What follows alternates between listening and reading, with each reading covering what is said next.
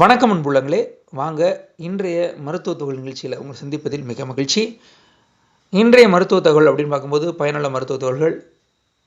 மனிதனுக்கு எல்லாருக்குமே ஒரு 25 வயசுக்கு மேலே இப்போ எளிமையாக இந்த பிரச்சனை வந்துருச்சு. என்ன சார் பிரச்சனை அப்படின்னு ஆர்வமாக இருக்கீங்களா கேட்குறதுக்கு? அதாங்க முதுகு வலி. இந்த முதுகு வலி பிரச்சனை எல்லாருக்குமே இருக்குது.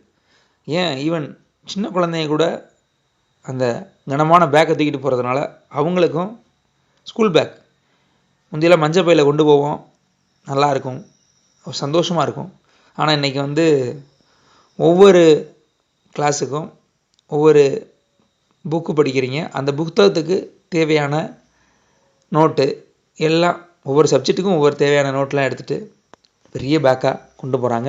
அவங்களுக்கு கூட ஈவன் இப்போ மூட்டு வலி வருது, முதுகு வலி வருது, ரெண்டுமே வருது. மூட்டு வலி சுமந்து போகிறதுனால மூட்டு வலியும் வருது, முதுகு வலியும் வருது. அதிகமாக இன்றைக்கி முதுகு வலி பிரச்சனை எல்லாருக்கும் அதிகமாக இருக்குது. அப்படிப்பட்ட முதுகு வலி வராமல் இருக்க எளிதான சில டிப்ஸ் சொல்கிறேன், நோட் பண்ணிக்கங்க. பேப்பர் பண்ண இருந்தால் குறிச்சிக்கங்க.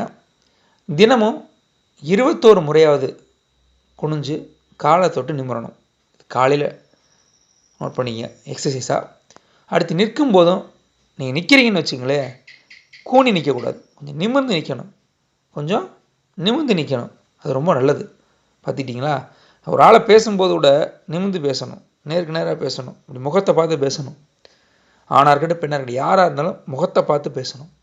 அதுவே உங்களுடைய ஒரு நேர்மையும் ஒரு நேர்மறையான சிந்தனையும் குறிக்கும். அடுத்து கனமான தலையணை அதெல்லாம் தூக்கி எறிஞ்சிட்டு கொஞ்சம் மெதுவான தலையணை வச்சு படுக்கிறது நல்லது. ஓகேங்களா? அடுத்து 70 நிமிடங்களுக்கு மேல் தொடர்ந்து உட்காரக்கூடாது. கரெக்டாக 70 நிமிடங்களுக்கு மேல் தொடர்ந்து உட்காராதீங்க. வலுவான பொருட்களை தூக்கும்போது குனிந்து தூக்காதீர்கள். ஒரு வலுவான பொருளை தூக்குறீங்கன்னா கொஞ்சம் குனிஞ்சு தூக்காமல் கொஞ்சம் நிமிர்ந்தாப்பில் தூக்குறது நல்லது.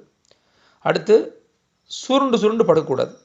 சுருண்டு படுக்கக்கூடாது. தினமும் பார்த்தீங்கன்னா 23 நிமிடங்கள் வேகமாக நடக்கணும். 23 நிமிடங்கள் வேகமாக நடக்கணும். டூ வீலர் ஓட்டும்போது குனிஞ்சு ஓட்டக்கூடாது. காலை 20 முறை, மாலை 20 முறை கைகளை வான் நோக்கி நீட்டுங்கள்.